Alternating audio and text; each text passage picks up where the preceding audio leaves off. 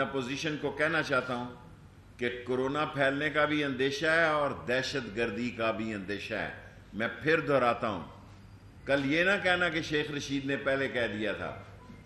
Corona پھیلنے کا بھی اندیشہ ہے کیونکہ اس ملک کو ساری قوم کان کھول کے میری باتیں سن لے.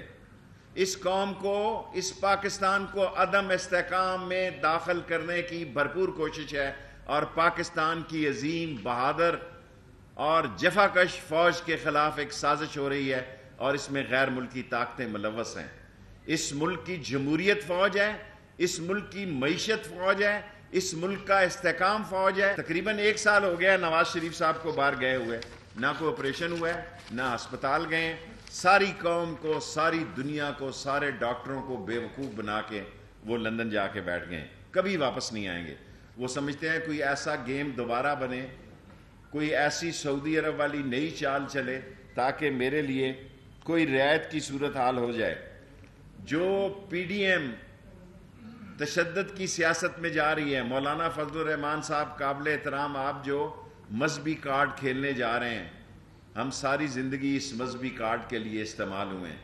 ہم مدرسوں کو دین کے عظیم مینار سمجھتے ہیں، لیکن یاد رکھنا دنیا بہت بدل چکی ہے.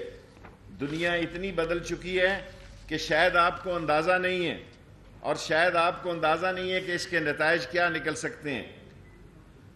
اور آخری بات جو کہنا چاہتا ہوں، ابھی ہیں 3 منٹ، کہ پاکستان جس اکنامیکل، پولیٹیکل، انٹرنیشنل اور دنیا جس انٹرنیشنل بحران سے گزر رہی ہے، پاکستان کی سالمیت، پاکستان کی بقا، پاکستان کی ترقی میں فوج کا کلیدی کردار ہے.